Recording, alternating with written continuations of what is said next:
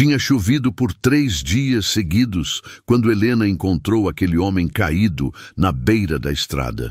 Estava voltando da cidade com os 4 filhos apertados no carro velho, o porta-malas cheio de compras feitas com o último dinheiro que tinha, quando viu aquele vulto no chão.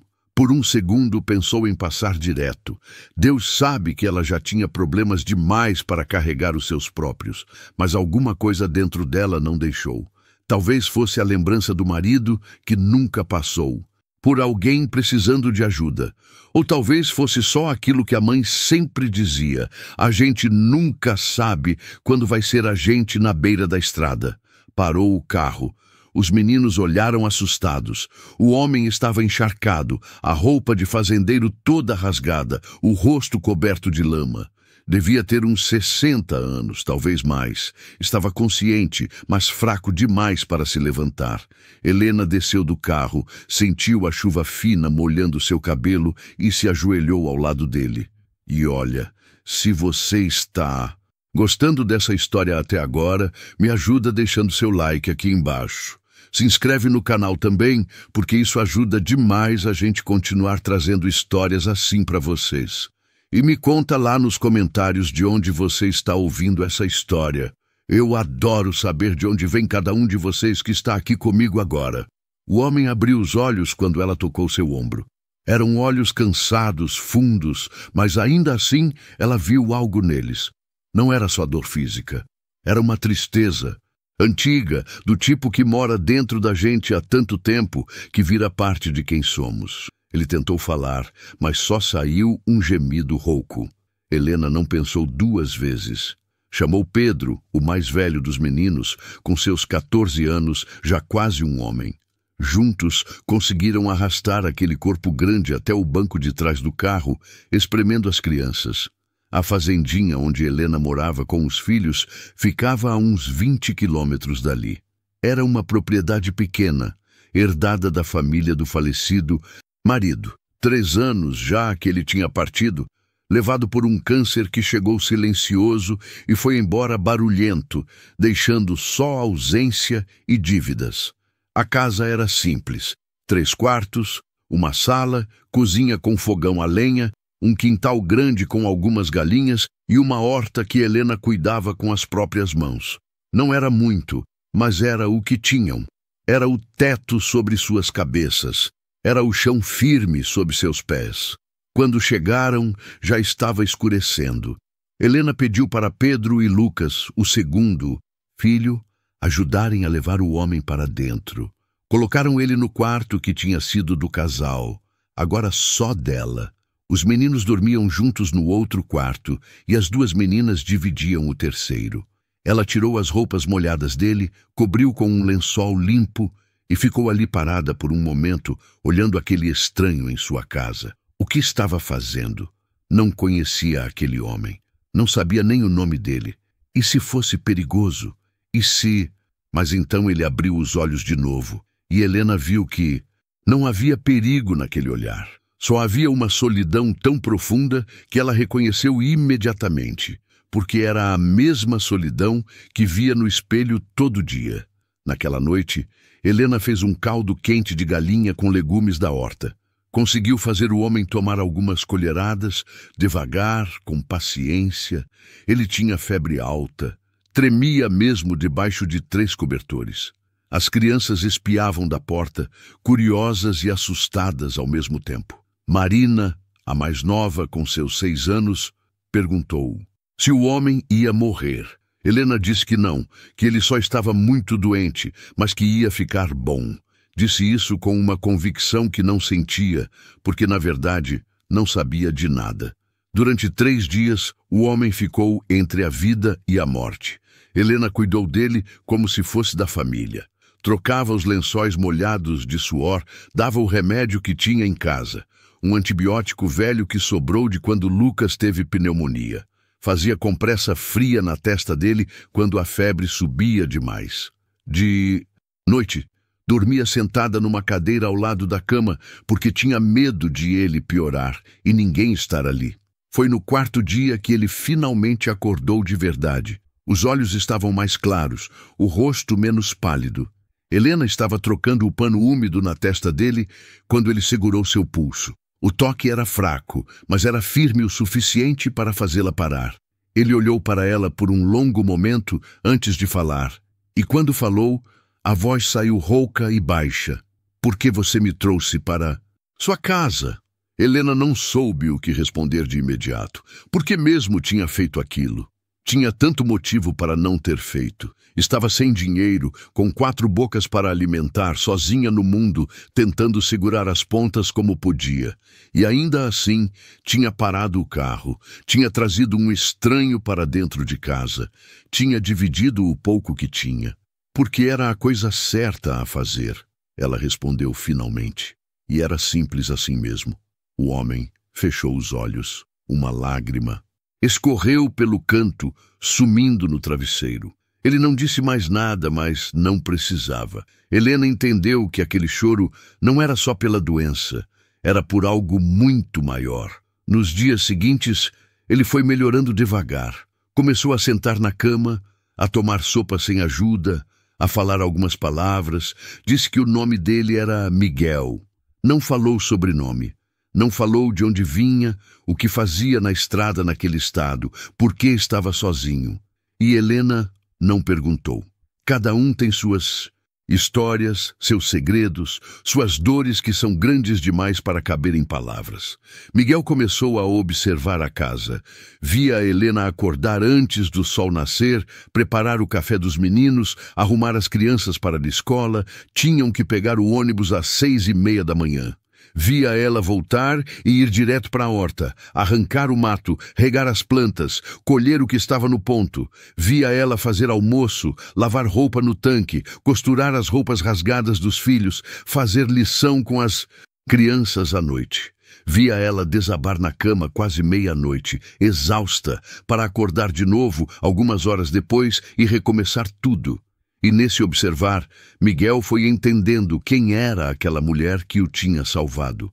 Não era só bondade, era força. Era uma força silenciosa, do tipo que não faz barulho, mas que sustenta o mundo. Era a força de quem não desiste porque não pode desistir, porque tem gente dependendo, porque a vida não pergunta se a gente está pronto, ela simplesmente acontece. E a gente tem que acontecer junto. Uma semana depois de acordar, Miguel conseguiu se levantar da cama. Estava fraco ainda, mas insistiu em ajudar. Helena disse que não precisava, que ele devia descansar, mas ele foi teimoso. Começou devagar. Lavou a própria louça, depois a dos outros. Varreu a casa, consertou a porta da cozinha que estava rangendo fazia meses. Apertou os parafusos soltos da mesa. As crianças foram se acostumando com ele. Pedro mantinha distância, ainda desconfiado. Era o homem da casa desde que o pai se foi, e não sabia bem o que fazer com outro homem ali. Mas Lucas começou a segui-lo pela casa, curioso. As meninas, Ana Clara e Marina, perderam o medo rápido. Marina, especialmente. Um dia ela chegou perto de Miguel com uma boneca quebrada na mão e perguntou se ele sabia consertar. Ele pegou a boneca, olhou com atenção, pegou linha e agulha que Helena usava para costurar e 20 minutos depois devolveu a boneca com o braço de volta no lugar. Os olhos de Marina brilharam de um jeito que não brilhavam fazia tempo. Foi nesse momento que Helena percebeu que alguma coisa estava mudando ali dentro daquela casa. Não era só um homem se recuperando de uma doença. Era algo maior se curando em todos eles. Uma noite, depois que as crianças dormiram, Helena e Miguel ficaram sentados na varanda da frente.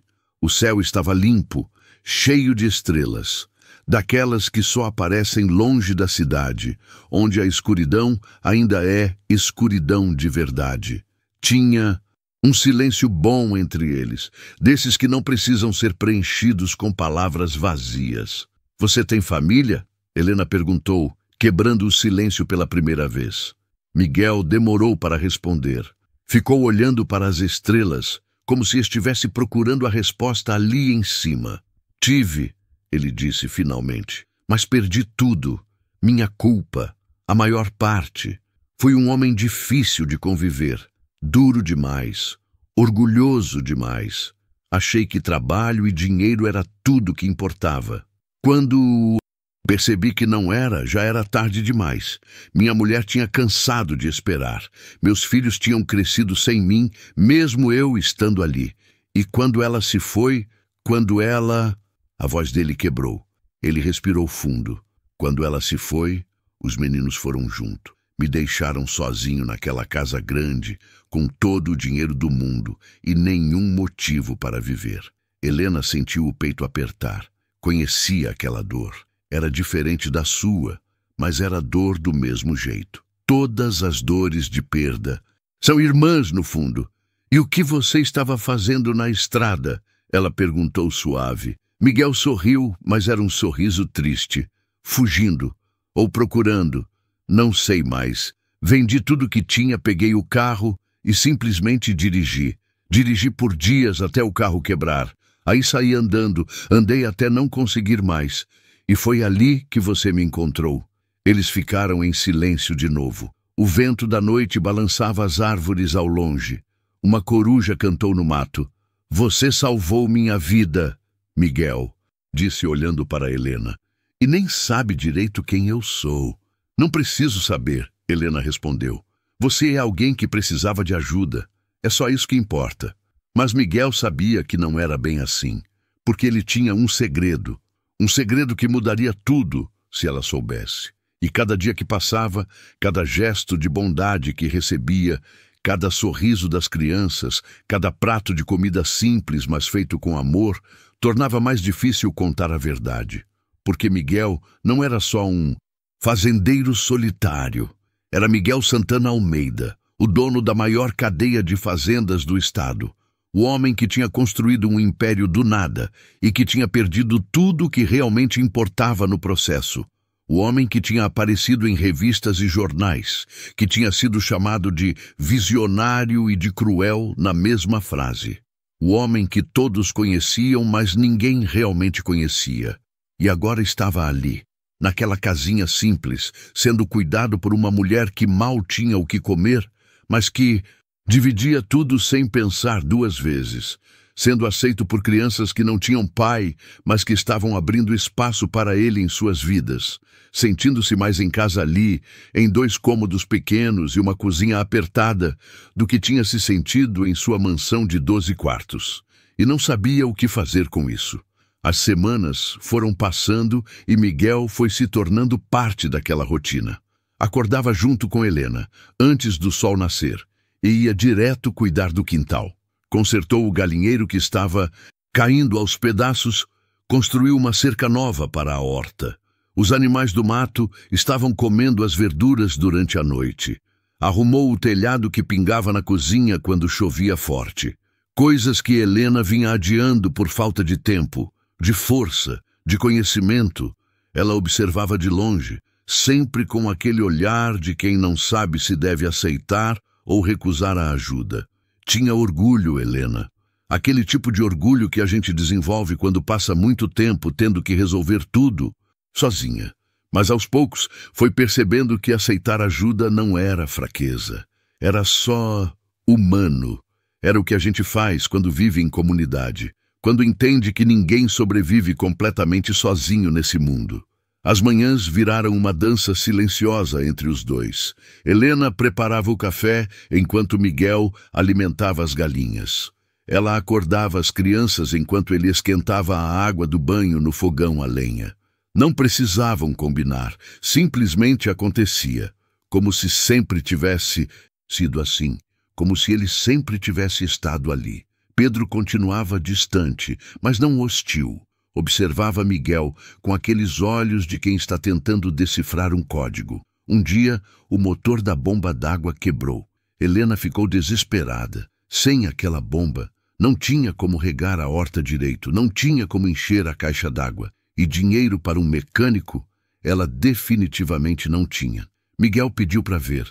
Passou a tarde toda desmontando aquela máquina velha, limpando peças, improvisando consertos. Pedro ficou por perto, fingindo que estava fazendo outra coisa, mas Miguel sabia que o menino estava prestando atenção. Quando a bomba voltou a funcionar, já estava escurecendo. Miguel ligou o motor e a água começou a jorrar na caixa. Helena soltou um suspiro de alívio tão profundo que pareceu que tinha segurado a respiração o dia inteiro. E Pedro, pela primeira vez, olhou para Miguel com algo diferente no rosto. Não era aceitação ainda, mas era respeito. Era um começo. Lucas era diferente. Desde o início tinha sido curioso, aberto, começou a seguir Miguel para todo lado, fazendo 1000 perguntas sobre tudo. Como se conserta isso? Por que aquilo funciona assim? Onde você aprendeu a fazer isso? Miguel respondia com paciência, ensinando, mostrando. Tinha uma gentileza no jeito dele ensinar que vinha de algum lugar profundo. Talvez da lembrança dos filhos que ele não tinha ensinado quando devia, dos momentos que tinha perdido por estar sempre ocupado demais, importante demais, distante demais. Uma tarde, Lucas chegou da escola chorando. Os meninos tinham tirado sarro dele porque a mochila estava rasgada, os cadernos eram velhos, as roupas eram remendadas. Helena sentiu o coração apertar daquele jeito que só mãe sente. Aquela mistura de dor e raiva e impotência, porque ela fazia tudo o que podia e ainda assim não era suficiente para poupar os filhos da crueldade do mundo. Miguel viu a cena da varanda. Viu Helena abraçar o menino, secar as lágrimas dele, dizer aquelas palavras que toda mãe diz, que o importante é o que a gente é por dentro, que coisa material não define ninguém, que eles têm amor e isso vale mais que tudo. E ela acreditava no que dizia, mas sabia que para uma criança de 10 anos, sendo humilhada na frente dos colegas, amor não conserta mochila rasgada. Naquela noite, depois que todos dormiram, Miguel ficou acordado por horas. Pensou em todos os anos que tinha vivido cercado de luxo e vazio. Pensou em quanto dinheiro tinha gastado em coisas inúteis, em aparências, em impressionar gente que não importava. E agora estava ali, numa casa onde mal tinha o essencial, mas onde havia mais vida verdadeira do que ele tinha visto em décadas. No dia seguinte, Miguel disse que precisava ir até a cidade. Helena estranhou. Ele ainda não tinha saído da propriedade desde que tinha chegado, mais de um mês atrás. Ofereceu carona, mas ele disse que preferia ir sozinho, que precisava resolver umas coisas pessoais. Ela não insistiu. Cada um tem suas questões. Miguel voltou no final da tarde com uma mochila nova para Lucas. Simples, mas nova. Disse que tinha visto na loja e lembrou do menino, que era pouca coisa. Helena ficou sem saber o que dizer. Queria aceitar porque sabia o quanto aquilo significaria para Lucas. Queria recusar porque tinha medo de ficar devendo, de criar uma dependência, de se acostumar com ajuda que podia desaparecer a qualquer momento. Não é caridade, Miguel disse como se estivesse lendo os pensamentos dela. É gratidão. Você salvou minha vida, me deu um teto, me deu comida, me deu um lugar quando eu não tinha nenhum. Me deixa retribuir um pouquinho. Por favor. E foi o jeito que ele disse por favor que convenceu Helena. Tinha uma humildade genuína ali, uma necessidade de dar que era tão importante quanto a necessidade de receber. Ela aceitou a mochila. A alegria no rosto de Lucas quando ganhou a mochila foi uma coisa que Miguel carregaria para sempre. O menino abraçou ele com uma força desproporcional para aquele corpinho magro, e Miguel sentiu algo dentro do peito que não sentia, fazia tanto tempo que tinha esquecido como era. Era uma coisa quente, boa, que doía e curava ao mesmo tempo. As meninas também foram se aproximando cada vez mais. Ana Clara, de 9 anos, tinha o jeito quieto da mãe. Passava horas desenhando num caderno velho, criando mundos inteiros com um lápis meio gasto. Um dia Miguel olhou os desenhos. Eram bons, realmente bons. Tinha talento ali, precisava só de incentivo, de material. No fim de semana seguinte, quando voltou da cidade, trouxe um kit de lápis de cor e um caderno de desenho novo. Ana Clara não disse nada, mas seus olhos encheram de lágrimas e ela passou o resto do dia desenhando, pela primeira vez, com cores de verdade. E Marina, a pequena. Ah, Marina tinha roubado o coração de Miguel completamente. Tinha 6 anos e aquela confiança absoluta que só as crianças pequenas têm.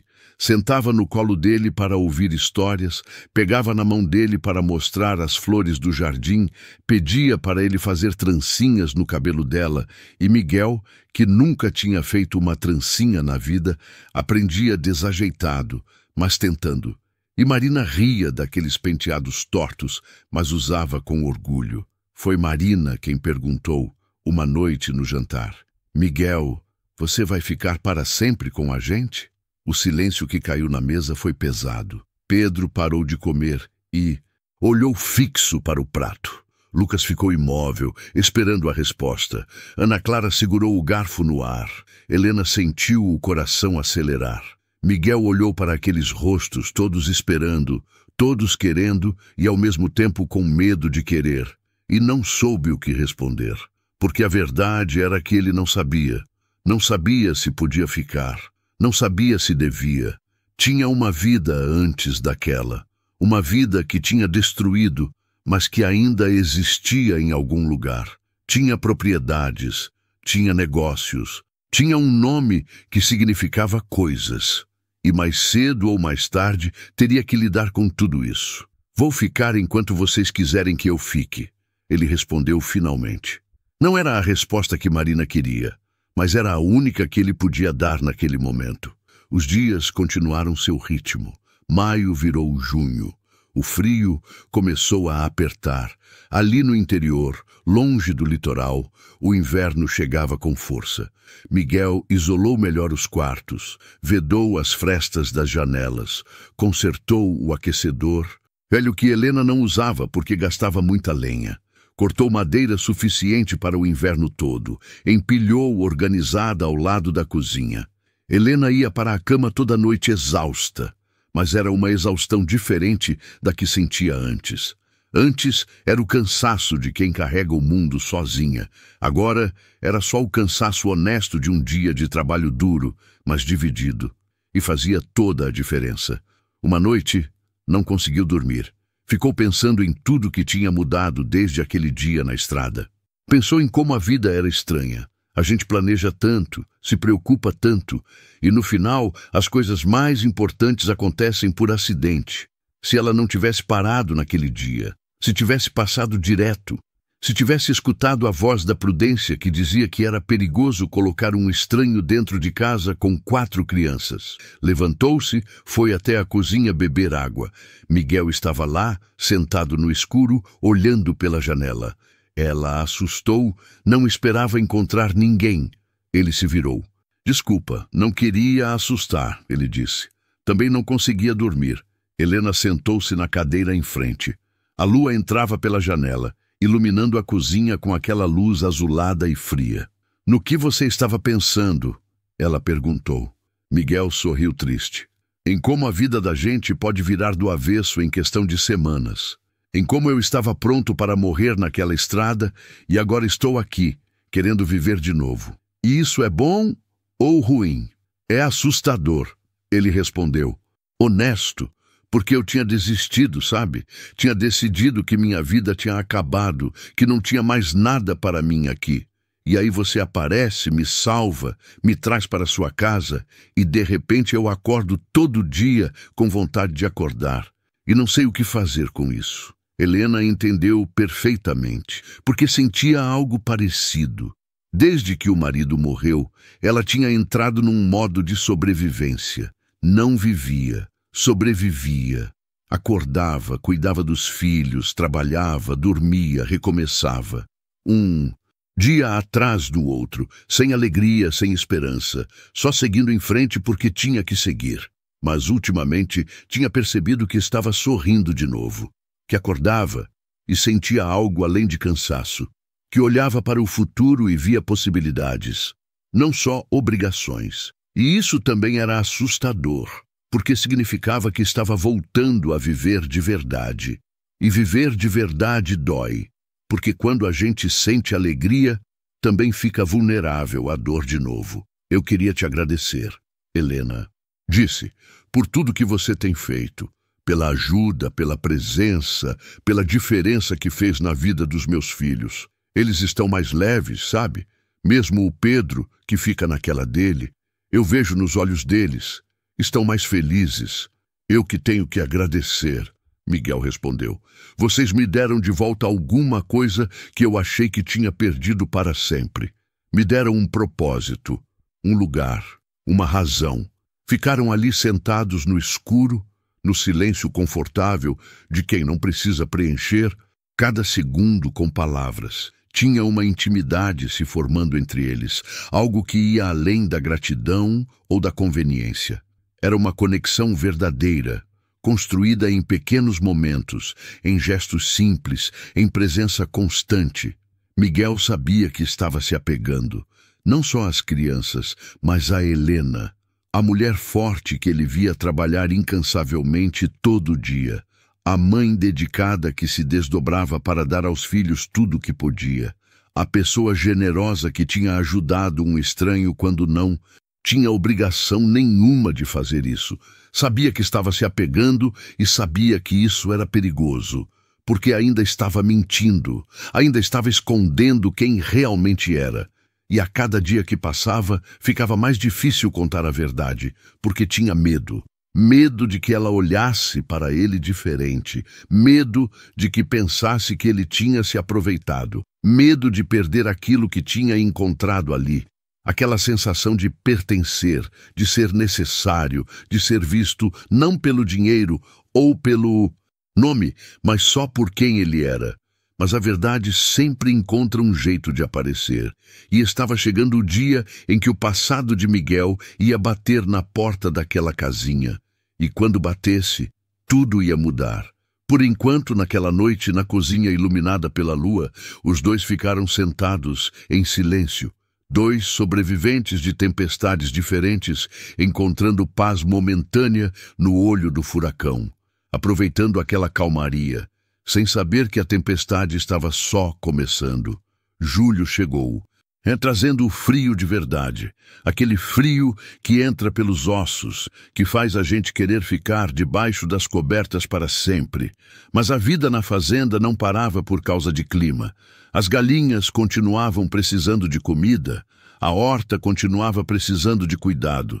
As crianças continuavam tendo que ir para a escola, mesmo com aquele vento gelado da manhã.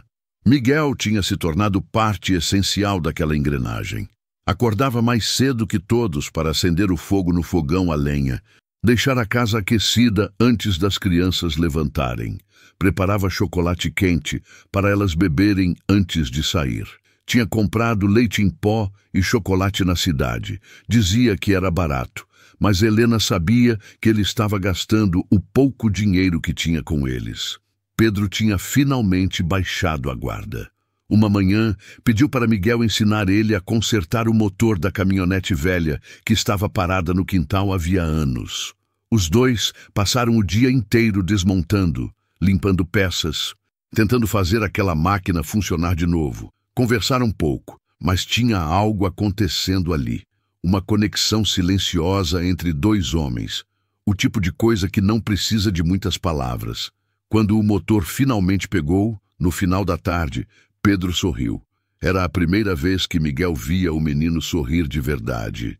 E naquele sorriso estava a aceitação que ele tinha esperado por tanto tempo. Pedro estendeu a mão, formal.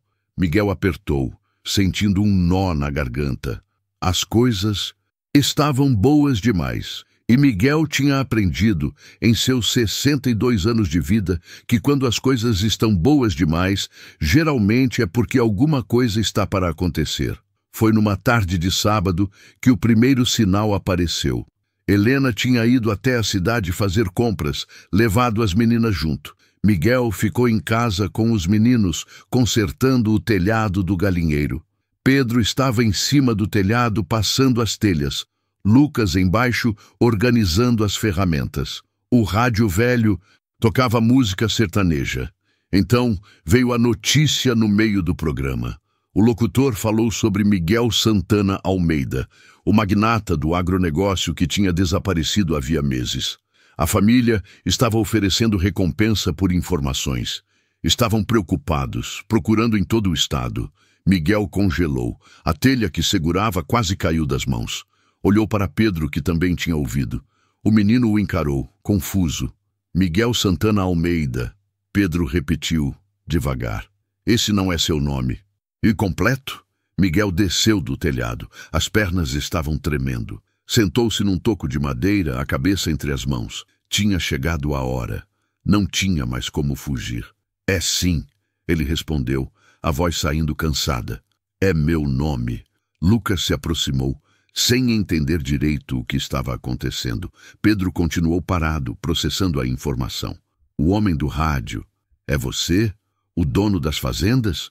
O homem rico que desapareceu? Miguel acenou que sim com a cabeça. O silêncio que se instalou foi pesado. Pedro deu alguns passos para trás, como se tivesse levado um soco. Lucas olhava de um para o outro, tentando compreender. Por que você não contou? Pedro perguntou, e tinha mágoa na voz. Por que mentiu para a gente? Eu não menti. Miguel levantou a cabeça. Eu só não contei tudo. Tudo que eu disse, tudo que eu fiz, tudo que eu senti, foi verdade. Eu só não disse meu sobrenome completo, não disse que tinha dinheiro, que tinha propriedades, porque não importava. Aqui com vocês, eu era só Miguel, e era a primeira vez em décadas que eu era só uma pessoa, não um nome, não um título, não uma conta bancária. Minha mãe sabe? Pedro perguntou. Não, ninguém sabe, só vocês agora. Pedro balançou a cabeça decepcionado. Entrou para dentro da casa sem dizer mais nada. Lucas ficou ali, dividido entre seguir o irmão e ficar com Miguel. No final, escolheu seguir Pedro. Miguel ficou sozinho no quintal, sentindo o peso daquele segredo finalmente revelado, esmagando seu peito. Quando Helena voltou, a atmosfera na casa estava diferente. Pedro estava trancado no quarto. Lucas estava quieto demais. Miguel estava sentado na varanda, olhando para o nada. Ela sentiu que alguma coisa tinha acontecido, mas não sabia o quê. Colocou as compras na cozinha, mandou as meninas para o quarto e foi até Miguel. O que aconteceu aqui? Ela perguntou direta. Miguel olhou para ela. Aqueles olhos cansados, fundos, carregados de culpa. E contou. Contou tudo. Quem ele era, o império que tinha construído, a família que tinha perdido, a fuga desesperada, o desejo de desaparecer e o medo terrível de contar a verdade e perder aquele pedaço de vida que tinha encontrado ali. Helena ouviu tudo em silêncio. Não interrompeu, não fez perguntas, só ouviu. Quando ele terminou, ela ficou parada por um longo momento, processando. Por que você não contou antes? Ela perguntou finalmente. Porque tinha medo que você me tratasse diferente, que olhasse para mim e visse dinheiro, visse interesse, visse complicação e não quisesse mais que eu ficasse. E você acha que eu sou esse tipo de pessoa? Helena perguntou, e tinha uma mágoa na voz que cortou Miguel como uma faca. Que eu ia te expulsar porque você tem dinheiro ou que ia te usar por causa disso.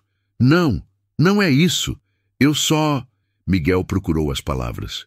Eu só queria ser normal. Queria ser tratado como uma pessoa, não como uma oportunidade. E aqui, com você e as crianças, pela primeira vez em tanto tempo, eu era só gente. Não queria perder isso. Helena levantou-se, olhou para ele por um longo momento. Você não mentiu só por omissão, Miguel. Você mentiu porque não confiou. Não confiou em mim, não confiou nas crianças, não confiou que a gente ia continuar te vendo do mesmo jeito. E sabe qual é o problema? A gente tinha começado a confiar em você, a acreditar que você ia ficar, que era parte da família. E agora descubro que nem sei direito quem você é. Ela entrou para dentro da casa. Miguel ficou ali, sozinho de novo, e sentiu que tinha perdido algo precioso sem nem ter tido chance de lutar por isso. A noite caiu pesada naquela casa. O jantar foi silencioso, tenso. Pedro não olhava para Miguel. Helena estava distante. As meninas perceberam que algo estava errado, mas não entendiam o quê. Só Lucas, no meio da confusão, ainda olhava para Miguel com aquela inocência de criança que vê além das complicações dos adultos. Depois do jantar, Miguel foi para o quartinho que tinha se tornado dele, um cômodo pequeno nos fundos que antes era depósito. Deitou na cama, mas não conseguiu dormir. Ficou pensando em como tudo tinha desmoronado tão rápido, em como a verdade, que deveria libertar, tinha aprisionado ele de novo. Bateram na porta. Era Pedro. O menino entrou, fechou a porta atrás de si. Ficou parado ali, claramente desconfortável, procurando as palavras certas. Eu estava pensando. Ele começou. E eu entendo, acho que entendo. Você queria fugir de quem você era, do que tinha perdido. Eu entendo isso porque às vezes eu também quero fugir. Fugir de ser o mais velho, de ter que ser responsável, de ter que cuidar dos irmãos. Às vezes eu só queria ser um menino normal, sabe? Miguel sentou-se na cama ouvindo. Mas a diferença, Pedro continuou, é que eu não posso mentir sobre quem eu sou. Eu sou o filho mais velho. É minha responsabilidade. E você também. Não pode fugir do que você é, mesmo que doa, mesmo que seja complicado. Você está certo, Miguel disse. Eu fui covarde. Pensei que podia simplesmente recomeçar, ser outra pessoa. Mas a gente não pode fugir de si mesmo. Sempre alcança a gente no final. O que você vai fazer agora? Pedro perguntou. Não sei, mas preciso consertar isso. Preciso fazer sua mãe entender que tudo que eu senti aqui foi real, que não foi mentira, não foi teatro, foi a coisa mais verdadeira que eu vivi em muito tempo. Pedro acenou com a cabeça. Antes de sair, parou na porta. Para o que vale, eu ainda acho que você é legal, mesmo sendo rico e famoso e tudo mais. Para mim, você continua sendo só o Miguel que consertou minha bicicleta e me ensinou a arrumar motor. Depois que Pedro saiu, Miguel chorou. Chorou como não chorava havia anos. Chorou por tudo que tinha perdido, por tudo que estava perdendo de novo, por todos os erros que tinha cometido. Chorou até não ter mais lágrimas, até ficar só o vazio. Na manhã seguinte, acordou decidido. Precisava fazer alguma coisa. Não podia simplesmente aceitar que tudo tinha acabado. Foi até a cozinha, onde Helena preparava o café. As crianças ainda estavam dormindo. Era domingo, não tinha escola. Precisa conversar com você, ele disse. Helena continuou mexendo o café. Não olhou para ele. Eu sei que você está brava. Tem todo o direito de estar. Eu errei feio. Mas preciso que você entenda uma coisa. Tudo que aconteceu aqui, tudo que eu senti, tudo que eu fiz, foi genuíno. Não foi um homem rico brincando de ser pobre. Foi um homem quebrado por dentro tentando se consertar. E vocês me consertaram. Você me consertou. Helena parou de mexer o café. Ainda de costas, ela falou: Sabe qual é o problema, Miguel? Não é você ser rico. Não é você ter outro nome. É você ter achado que isso importava para mim. Que eu ia te julgar por isso. Que eu não ia entender. Você me subestimou. Subestimou a todos nós. Você está certa. E sinto muito mesmo. Ela se virou finalmente. Os olhos estavam vermelhos. Tinha chorado também. Eu preciso de tempo, ela disse. Preciso processar tudo isso. Preciso pensar no que é melhor para mim, para as crianças. Porque agora tudo mudou. Você não é mais só o Miguel que eu salvei na estrada. Você é outra pessoa, com outra vida, outras responsabilidades. E eu não sei se tem lugar para a gente nessa vida. Tem, Miguel disse com urgência. Tem sim. Vocês são o lugar. Vocês são a vida que eu quero. Mas é o que você quer agora, Helena respondeu. E daqui a um mês, daqui a 6 meses, quando a novidade passar, quando você lembrar do que deixou para trás, do que abriu mão, você não vai se arrepender? Não vai olhar para essa casinha simples, para essa vida difícil e perceber que cometeu um erro? Não, Miguel disse, absoluto. Porque essa vida aqui com vocês é a única coisa certa que eu fiz em décadas. Helena balançou a cabeça cansada. Eu quero acreditar, quero mesmo, Mas estou com medo, medo de me apegar mais, de deixar as crianças se apegarem mais e você ir embora. Porque você pode ir embora quando quiser, Miguel. Você tem dinheiro, tem opções. E nós só temos aqui. Só temos isso. Não podemos arriscar nosso chão firme por um sonho que pode desaparecer. Foi nesse momento que bateram na porta. Forte, insistente. Todos congelaram. Quem seria àquela hora? Domingo de manhã. Miguel foi até a porta, o coração batendo forte. Abriu devagar. Do outro lado estava um homem de terno claramente deslocado naquele ambiente rural. Atrás dele, um carro preto e luxuoso. O homem olhou para Miguel e o alívio inundou seu rosto. "Senhor Almeida", ele disse, "finalmente encontramos o senhor." E com essa frase, o mundo de fora invadiu aquele refúgio. A tempestade que tinha ficado esperando lá fora finalmente tinha encontrado o caminho para dentro. O homem na porta se chamava Dr.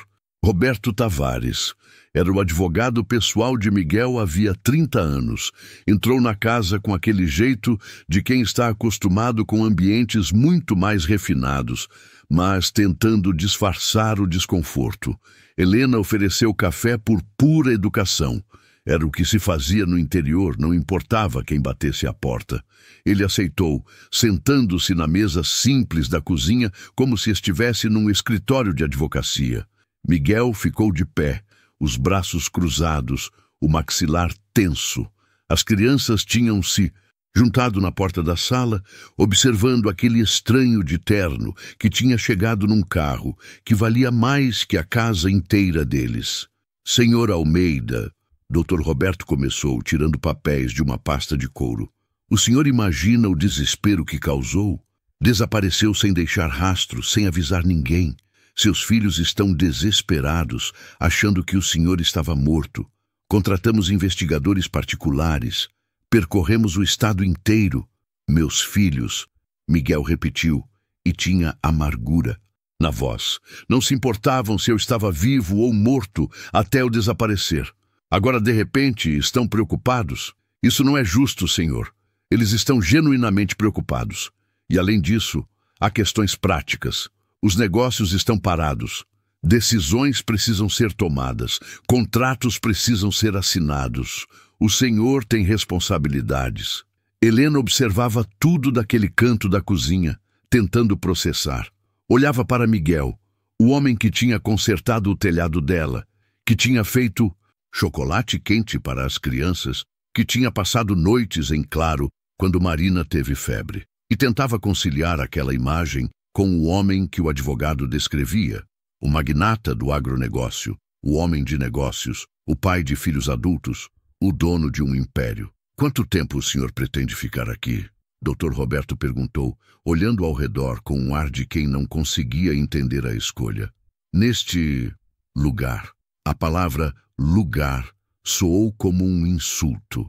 Helena sentiu o sangue ferver, mas se manteve calada. Não era briga dela, ainda. "Não sei", Miguel respondeu. "Talvez para sempre." O silêncio que caiu foi absoluto. Dr. Roberto piscou, confuso. "Para sempre? Senhor, o senhor não pode estar falando sério. O senhor tem uma vida, uma empresa, patrimônio para administrar. Não pode simplesmente abandonar tudo." "Por que não?" Miguel perguntou, e tinha desafio na voz. "Construí tudo aquilo. Posso destruir se quiser. Posso vender. Posso doar. Posso fazer o que bem entender. São minhas propriedades, meu dinheiro, minha vida. E seus filhos? Eles não têm direito de saber onde o senhor está? De ter um pai presente?" Miguel riu, mas era uma risada sem humor. Eles tiveram 40 anos para ter um pai presente. Não quiseram. Agora querem porque tem dinheiro envolvido, porque tem negócios, porque tem patrimônio. Não é por mim. Nunca foi por mim. Dr. Roberto suspirou, mudando de tática. "Senhor Almeida, vou ser franco. Se o senhor não voltar, se não assumir as responsabilidades, seus filhos vão entrar com um pedido de interdição. Vão alegar que o senhor não está em condições mentais de gerir o patrimônio. Vão dizer que o desaparecimento é prova de instabilidade. Foi Helena quem falou finalmente, a voz firme e clara. O senhor está ameaçando ele? Dentro da minha casa, está ameaçando ele. Dr. Roberto olhou para ela como se a visse pela primeira vez. Avaliou com um olhar rápido. A roupa simples, as mãos calejadas, a casa humilde. E Helena viu naquele olhar tudo que já tinha visto tantas vezes. O julgamento, o preconceito, a certeza de que ela não era nada. Senhora, desculpe, não peguei seu nome. Ele disse com uma polidez falsa. Helena, dona da casa onde você está sentado tomando o café que eu fiz. Dona Helena, ele continuou, forçando educação. Eu entendo que o senhor Almeida tenha ficado aqui, que a senhora tenha sido hospitaleira, mas isto são assuntos de família, assuntos de negócios, complexos demais para uma pessoa simples como eu entender, Helena completou. É isso que ia dizer? Dr. Roberto teve a decência de parecer constrangido. Não foi isso que eu quis dizer. Foi exatamente isso, Helena retrucou. Mas deixa eu te explicar uma coisa, doutor. Eu não entendo de negócios, não entendo de contratos, não entendo dessas coisas de gente rica. Mas eu entendo de gente. E o homem que chegou aqui meses atrás estava quebrado, não em dinheiro, em alma. Estava pronto para morrer. E se eu não tivesse parado, se não tivesse trazido ele para cá, ele estaria morto agora. Então, antes de você vir aqui com suas ameaças e seus papéis, lembra disso. Eu salvei a vida dele quando ninguém mais estava nem aí. O silêncio voltou a cair. Pedro, na porta, tinha os olhos arregalados. Nunca tinha visto a mãe falar assim com alguém de autoridade. Lucas segurava a mão de Marina, que não entendia direito o que estava acontecendo, mas sentia a tensão no ar. Miguel olhou para Helena com uma mistura de gratidão e admiração. Aquela mulher pequena, de mãos calejadas e vida difícil, tinha acabado de enfrentar um dos advogados mais poderosos do estado. E tinha vencido. Dr. Roberto guardou os papéis na pasta, a expressão fechada. Senhor Almeida, eu vou embora agora, mas deixe um recado. O senhor tem uma semana para aparecer e resolver a situação. Depois disso, não poderei mais segurar seus filhos. Eles vão tomar as medidas legais que acharem necessárias. E o senhor sabe que eles têm recursos para isso. Levantou-se, ajeitou o terno, pegou a pasta. Na porta, parou. Uma última coisa. Seu filho Rodrigo pediu que eu entregasse isto. Estendeu um envelope para Miguel. Ele disse que se eu encontrasse o senhor, era para dar isto pessoalmente. Miguel pegou o envelope com mãos trêmulas. Dr. Roberto saiu. O motor do carro caro quebrando o silêncio da manhã de domingo. Quando o barulho sumiu na distância, Miguel ficou ali. Parado, o envelope nas mãos, sem coragem de abrir. Abre, Helena disse, suave agora. Precisa saber o que ele quer dizer. Miguel abriu devagar. Dentro tinha uma carta, manuscrita, com a letra que ele reconheceu imediatamente. Era de Rodrigo, seu filho mais velho. Leu em silêncio, os olhos percorrendo as linhas, e Helena viu quando as lágrimas começaram a cair. Quando terminou, estendeu a carta para Helena. Ela hesitou, mas pegou. Leu. Pai, não sei se esta carta vai chegar em suas mãos. Não sei nem se o senhor está vivo. Mas preciso escrever, preciso dizer coisas que nunca tive coragem de dizer pessoalmente. O senhor sempre foi um homem difícil, duro, exigente, distante. Cresci com medo do senhor, querendo sua aprovação, mas nunca conseguindo. Quando mãe morreu, achei que finalmente teríamos uma chance de nos aproximar, de sermos pai e filho de verdade. Mas o senhor se fechou ainda mais. Eu entendo agora. Entendo que o senhor estava sofrendo de um jeito que não sabia lidar. Entendo que trabalhar era sua forma de fugir da dor. Entendo que não sabia como ser afetivo porque ninguém te ensinou. Mas, pai, eu também sofri. Também perdi minha mãe e perdi meu pai junto, mesmo o senhor estando vivo. Quando o senhor desapareceu, quando percebi que podia tê-lo perdido de verdade, Entendi que estava desperdiçando tempo, tempo que não volta, oportunidades que não se repetem. Se o senhor estiver lendo isto, por favor, volte. Não pelos negócios, não pelo dinheiro, por mim, por seu neto que nasceu mês passado e que eu quero que conheça o avô. Por uma chance de recomeçarmos, de fazermos diferente desta vez. Eu sei pedir perdão por todas as vezes que fui duro demais, que te julguei sem tentar entender. E sei pedir que o senhor volte. Não precisa ser o mesmo homem de antes. Pode ser quem o senhor quiser ser agora. Só volta, seu filho, Rodrigo. Helena terminou de ler com os olhos marejados. Olhou para Miguel, que estava sentado agora, em cabeça entre as mãos, os ombros tremendo. Ele teve um filho, Miguel disse, a voz embargada. Tem um neto e nem sabia. As crianças tinham se dispersado, sentindo que aquilo era momento de adultos. Helena sentou-se ao lado de Miguel, não tocou nele, só ficou ali, presente. O que você vai fazer? Ela perguntou, embora soubesse que não queria ouvir a resposta. Não sei, Miguel respondeu honesto. Aquela carta é tudo o que eu quis ouvir por anos. É meu filho finalmente me vendo como pessoa, não como patrão ou como decepção. É a chance de consertar algo que achei que estava quebrado para sempre. Então você precisa ir, Helena disse, e doeu dizer aquilo, mas ela disse mesmo assim, porque era o certo. Mas se eu for, vou perder vocês. Miguel olhou para ela, os olhos vermelhos. Vou perder isto aqui, esta vida que me fez voltar a sentir que vale a pena viver. Miguel, Helena pegou as mãos dele, calejadas como as dela agora de tanto trabalho na roça. Você tem um filho pedindo uma segunda chance, tem um neto que precisa conhecer o avô, tem uma vida lá que você não pode simplesmente abandonar porque é difícil. Não funciona assim. E vocês? E as crianças? E você?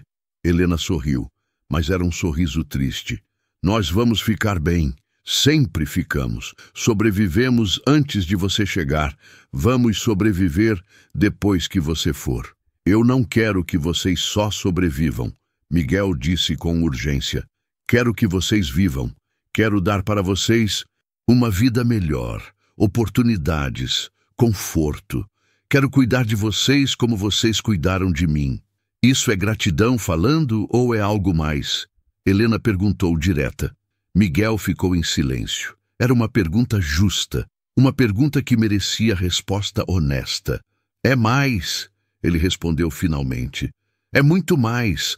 Me apaixonei por você, Helena. Me apaixonei pela sua força, pela sua bondade, pelo jeito que você cuida dos seus filhos, pelo jeito que você me fez sentir humano de novo. E me apaixonei pelas crianças, por cada um deles, pelas personalidades diferentes, pelos sorrisos, pelas confianças que foram depositando em mim aos poucos. Helena sentiu o coração apertar. Também sentia algo, tinha sentido crescer devagar nas últimas semanas, mas tinha medo, muito medo. E o que isso significa? Ela perguntou. Você vai voltar para sua vida de rico, para suas fazendas e seus negócios e vir nos visitar de vez em quando? Vai nos colocar numa casa melhor, dar dinheiro para as crianças estudarem e achar que isso resolve? Ou você realmente acha que conseguimos construir algo de verdade com mundos tão diferentes? Era a pergunta que Miguel também estava se fazendo. Dois mundos tão distantes, o dele de riqueza e poder, o dela de simplicidade e luta. Como juntar isso? Como fazer funcionar? Não sei, ele admitiu. Mas quero tentar. Quero encontrar um jeito. E se não der certo?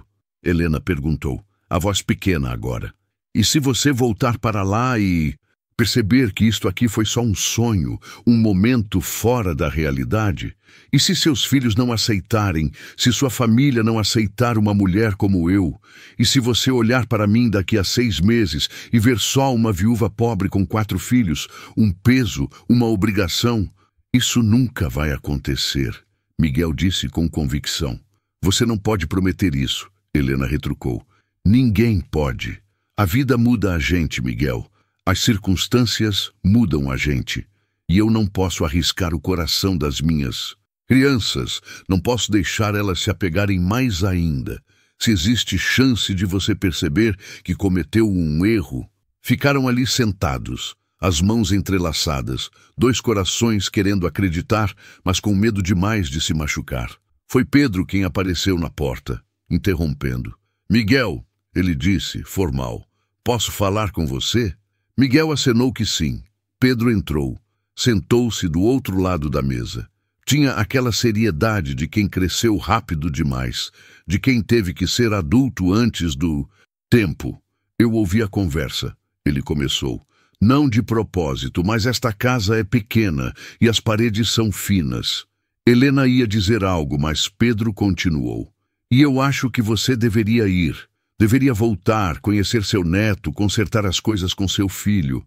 Porque se não fizer isso, vai se arrepender. E esse arrependimento vai estragar qualquer coisa que você tente construir aqui com a gente. Eram palavras sábias demais para um menino de 14 anos. Mas Pedro não era só um menino de 14 anos. Era o homem da casa há 3 anos, desde que o pai morreu. Sabia de responsabilidades, de peso, de decisões difíceis. Mas, Pedro continuou, se você for e decidir que quer voltar, que quer fazer parte da nossa família de verdade, então volta, volta e fica. Não fica vindo e indo, não fica brincando com os sentimentos da minha mãe e dos meus irmãos. Ou você fica de verdade, ou não volta. Simples assim. Miguel olhou para aquele menino que tinha se tornado homem cedo demais e viu nele algo que reconheceu, força, honra, proteção da família. Viu o que ele próprio poderia ter sido se tivesse feito escolhas diferentes. Você tem razão, Miguel disse. Tem toda a razão. Eu preciso ir, preciso resolver isto. Mas prometo uma coisa, se eu voltar é para ficar, para sempre. Então a gente te espera, Pedro disse levantando-se. Mas não espera para sempre. A gente tem vida para viver também. Saiu da cozinha com a mesma dignidade que tinha entrado. Helena olhou para Miguel, os olhos cheios de lágrimas que se recusava a deixar cair. Ele é igual a você, Miguel disse. Forte, protetor, sábio além da idade. Ele teve que ser, Helena respondeu. A vida não deu escolha. Naquela tarde, Miguel fez as malas. Não tinha muita coisa. As roupas que Helena tinha conseguido para ele, alguns objetos pessoais. Cabiam numa mochila velha. Parecia impossível que uma vida inteira pudesse caber ali, mas podia, porque o que importava não eram as coisas. Nunca foram. Chamou um táxi da cidade. Não ia pedir para Helena levá-lo. Seria cruel demais. Enquanto esperava, as crianças se reuniram. Lucas abraçou ele forte, chorando abertamente. Ana Clara deu um desenho que tinha feito dele no quintal, cuidando das galinhas. Marina segurou a mão dele e fez ele prometer que ia voltar. Pedro apertou a mão dele, homem para homem. E Helena ficou na varanda, os braços cruzados, segurando firme para não desmoronar. Quando o táxi chegou, Miguel colocou a mochila no banco de trás. Antes de entrar, voltou até Helena. Eu volto, ele disse. Prometo que volto. Não promete, Helena respondeu. Só vai, resolve o que precisa resolver e depois vê o que seu coração manda. Se for para voltar, volta. Se não for, vida que segue. Helena, vai, ela disse, firme. Antes que eu mude de ideia e te peça para ficar. Miguel entrou no táxi. Quando o carro começou a se afastar, ele olhou pelo vidro de trás. Viu Helena na varanda, finalmente deixando as lágrimas caírem. Viu as 4 crianças ao lado dela, acenando. Viu a casinha simples que tinha se tornado seu lar verdadeiro. E se perguntou se estava fazendo a coisa certa ou o maior erro de sua vida. Miguel passou 3 meses fora. 3 meses que pareceram 3 anos para todos os envolvidos.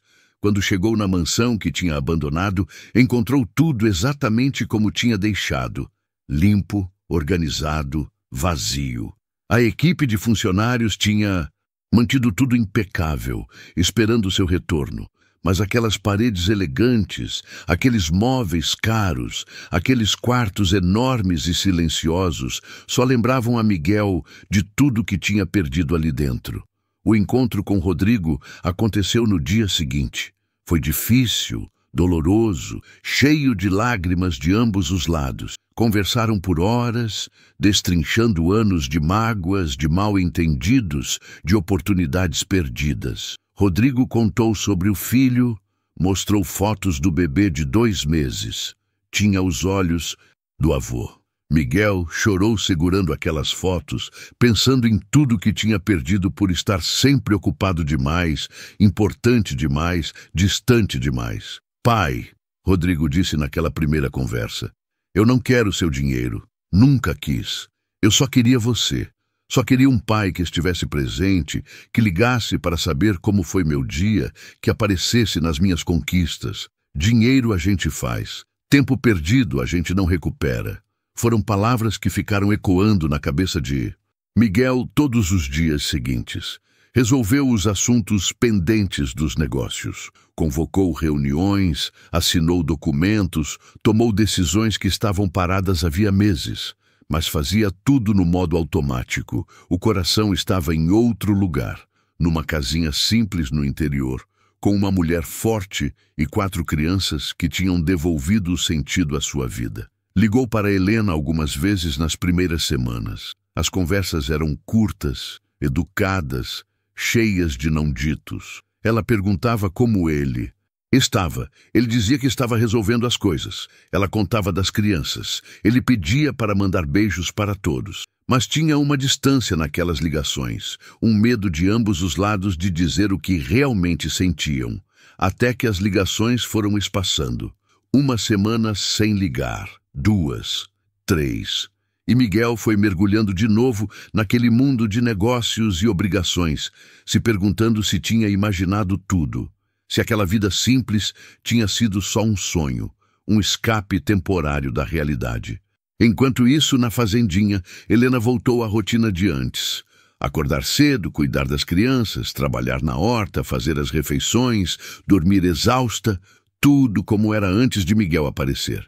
Só que agora tinha uma diferença. Ela sabia como podia ser diferente. Sabia como era acordar e ter alguém para dividir o peso do dia. Sabia como era ver as crianças sorrirem mais, brincarem mais, sonharem mais. As crianças sentiam a falta de maneiras diferentes. Lucas perguntava todo dia se Miguel ia ligar, se ia voltar. Ana Clara desenhou menos, ficou mais quieta, mais fechada. Marina chorava às vezes à noite, pedindo o tio Miguel, que tinha ido embora.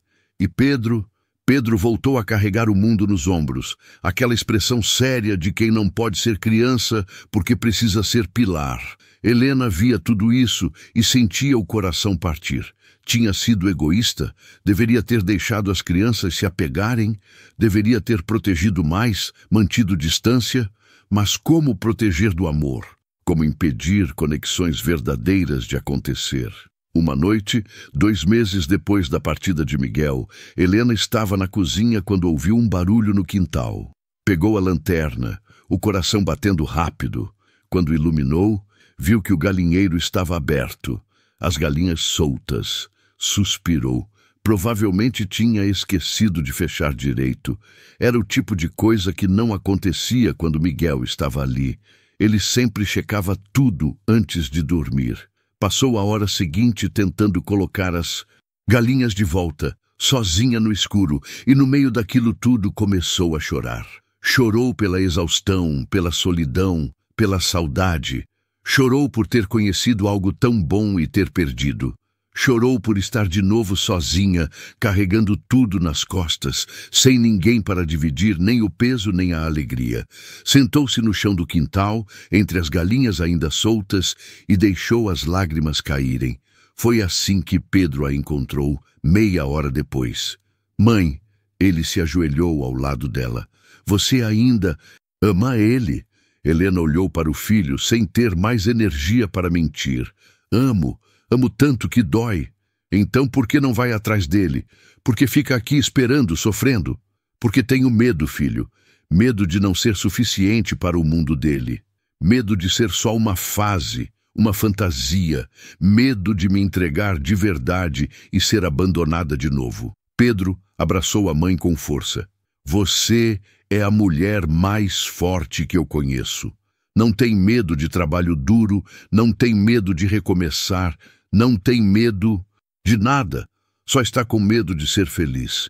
E isso não faz sentido nenhum. Palavras sábias de um menino que tinha crescido rápido demais. Helena abraçou o filho de volta, agradecendo por ter ao menos isso, o amor incondicional das suas crianças. Enquanto isso, Miguel estava numa reunião de conselho quando parou no meio de uma frase. Estava apresentando os números do trimestre quando, de repente, nada daquilo fez mais sentido. Olhou ao redor da mesa. Executivos de terno caro, falando de lucros e perdas, de ações e mercados. E percebeu que não se importava. Nada daquilo importava.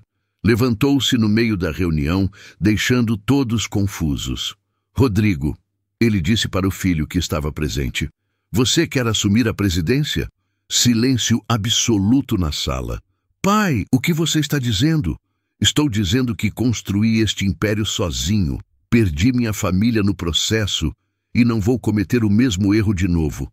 Você é mais do que capaz de dirigir isto aqui. Tem minha confiança total.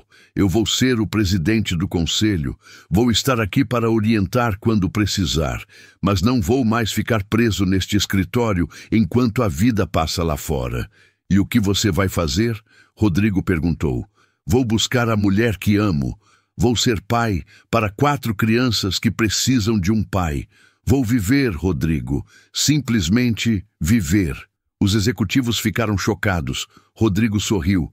Um sorriso enorme, genuíno. Então vai, pai. Vai ser feliz. A gente segura as coisas aqui. Miguel não perdeu tempo. Saiu da reunião direto para o carro. Dirigiu por horas até chegar numa cidade grande. Entrou em várias lojas. Comprou material escolar completo para as 4 crianças. Cadernos novos, lápis, canetas, mochilas resistentes. Comprou roupas boas, mas simples, do tipo que dura. Comprou ferramentas para a fazenda, sementes de qualidade para a horta, materiais de construção. Comprou até galinhas novas, raças melhores, que botam mais ovos. Mas o mais importante que comprou estava numa caixinha pequena de veludo azul. Um anel simples, sem ostentação, mas de ouro verdadeiro.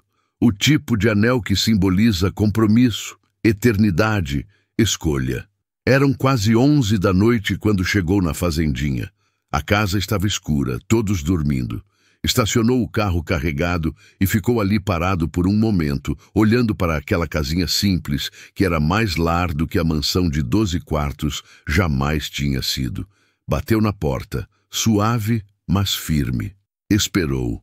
Ouviu movimentos lá dentro, alguém tropeçando no escuro, xingando baixinho.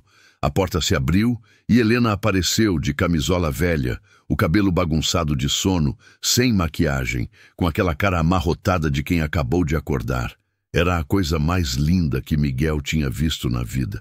Miguel! Ela piscou, confusa, achando que estava sonhando. Posso entrar? Helena deu espaço. Ele entrou, e naquele momento as crianças começaram a aparecer. Lucas saiu correndo do quarto e pulou nos braços dele. Marina veio logo atrás, chorando de alegria. Ana Clara abraçou ele pela cintura, silenciosa, mas feliz. E Pedro ficou parado no corredor, os braços cruzados, tentando parecer sério, mas não conseguindo esconder o sorriso. Quando as crianças finalmente soltaram Miguel, ele ficou de frente para Helena. Pegou as mãos dela, calejadas e fortes. Eu resolvi tudo lá. Passei a presidência para o Rodrigo. Vou continuar sendo presidente do conselho. Vou precisar ir lá uma vez por mês para reuniões, mas é só isso. Vendi a mansão. Transferi a maior parte do dinheiro para um fundo de investimento que vai sustentar meus filhos e meu neto para sempre. E o resto eu trouxe para investir aqui. Aqui, Helena repetiu, sem entender. Aqui, nesta fazenda, nesta família, nesta vida. Quero comprar mais terras ao redor, expandir. Quero contratar gente para ajudar, para que você não precise trabalhar tanto. Quero construir mais quartos na casa. Um quarto para cada criança. Quero colocar painéis solares no telhado, um sistema de irrigação de verdade na horta. Quero construir uma vida de verdade aqui, com vocês, se você deixar. Helena estava sem palavras, as lágrimas correndo livremente agora. Miguel se ajoelhou, as crianças prenderam a respiração. Helena, você me salvou naquela estrada, salvou minha vida, mas salvou muito mais que isso. Salvou minha alma, me ensinou que riqueza não tem nada a ver com dinheiro. Me mostrou que família não é sangue, é escolha. Me fez acreditar que eu posso ser um homem melhor, um pai melhor. E eu te amo. Amo você e amo estas 4 crianças como se fossem meus. Então estou aqui, pedindo, casa comigo. Deixa eu passar o resto da minha vida te fazendo feliz, cuidando de você, dividindo os pesos e multiplicando as alegrias. Deixa eu ser o homem que você e as crianças merecem. Deixa eu ficar, para sempre. Abriu a caixinha. O anel simples brilhava na luz fraca da sala. Helena olhou para o anel, para Miguel, para as 4 crianças esperando sua resposta. E sorriu, um sorriso enorme, livre, feliz. Sim, 1000 vezes sim. Miguel colocou o anel no dedo dela e se levantou, beijando ela pela primeira vez. As crianças aplaudiram, gritaram, pularam. Pedro abraçou os 2, Lucas começou a dançar pela sala, Marina ria gargalhando, Ana Clara chorava de felicidade. Ali, naquela casinha simples, naquela madrugada fria de julho, uma família se formou. Não por sangue, mas por escolha. Não por obrigação, mas por amor. Não por perfeição, mas por aceitação. Miguel cumpriu cada promessa, expandiu a fazenda, contratou ajudantes, construiu os quartos novos, matriculou as crianças em escolas melhores, mas não as tirou do interior. Era ali que eram felizes, era ali que estavam as raízes. Pedro ganhou bolsa integral numa universidade de agronomia, mas escolheu fazer faculdade na cidade vizinha para poder voltar para casa todo fim de semana. Lucas descobriu talento para mecânica e Miguel construiu uma oficina para ele aprender o ofício. Ana Clara ganhou aulas de arte e hoje vende suas pinturas para turistas que visitam a região. E Marina ganhou aquilo que toda criança merece. Uma infância feliz, com 2 pais presentes e muito amor. Rodrigo visitou com o filho algumas vezes. No começo estava desconfortável, mas logo entendeu que aquela felicidade do pai era real e percebeu que ali estava a chance dele aprender a ser pai de um jeito diferente, presente, afetivo, participativo. As crianças de Helena chamavam Miguel de pai agora. E Rodrigo chamava Helena de madrasta, com carinho e respeito. Anos depois, naquele mesmo quintal, onde Helena tinha encontrado Miguel pela primeira vez, naquela cama de doente, estava acontecendo uma festa grande. Era o aniversário de casamento deles. 5 anos juntos. A casa tinha crescido, a família tinha crescido. 2 cachorros, 3 gatos e um papagaio que não parava de falar. Mas a essência permanecia a mesma. Amor, simplicidade, gratidão. Miguel olhou para Helena do outro lado do quintal, comandando o churrasco com aquela eficiência que ela tinha para tudo. Ela sentiu o olhar e virou, sorrindo. Aquele sorriso que ele acordava todo dia feliz só de poder ver. E pensou em tudo que tinha passado, em como a vida tinha tomado ele pela mão e reescrito sua história completamente, em como quase tinha perdido tudo por estar procurando felicidade nos lugares errados, em como a verdadeira riqueza estava nas coisas simples. Um abraço apertado, um café da manhã compartilhado, uma conversa no final do dia, o riso das crianças ecoando pela casa. Helena tinha razão desde o começo. O importante não era quem ele tinha sido, era quem ele escolhia ser a cada dia. E agora me conta, o que você achou dessa história? Já passou por algo parecido? Já teve uma segunda chance na vida, uma oportunidade de recomeçar? E também me conta de onde você é. Eu adoro ler os comentários de vocês e saber de que cantinho do Brasil ou do mundo vocês estão me ouvindo. Se essa história te tocou, deixa o seu like aqui embaixo, se inscreve no canal e ativa o sininho para não perder as próximas histórias. São tantas histórias lindas esperando por você, histórias de vida, de amor, de recomeço. Histórias que nos lembram que nunca é tarde para mudar, para escolher o amor, para ser feliz. Compartilhe essa história com alguém que precisa acreditar em segundas chances. Com alguém que está cansado, que está sozinho, que precisa lembrar que a vida sempre pode surpreender a gente. E olha, não sai daí. Clica na próxima história que está aparecendo na sua tela agora. Tenho certeza absoluta que ela vai te emocionar ainda mais, vai te fazer refletir, vai te fazer sentir. Porque é disso que a gente precisa, não é? De sentir que não estamos sozinhos, de lembrar que todo mundo passa por lutas, por dores, mas também por alegrias, por recomeços, por amores inesperados. Te espero na próxima história. E obrigado, obrigado mesmo por ter ficado até aqui comigo, por ter vivido essa jornada junto com Helena, com Miguel, com as crianças. Seu tempo é precioso. E você escolheu passar ele aqui, ouvindo uma história sobre amor e recomeço. Isso significa muito para mim. Até a próxima história, meu amigo, minha amiga. E lembra, nunca é tarde para ser feliz. Nunca é tarde para escolher o amor. Nunca é tarde para recomeçar. Um abraço no coração de cada um de vocês.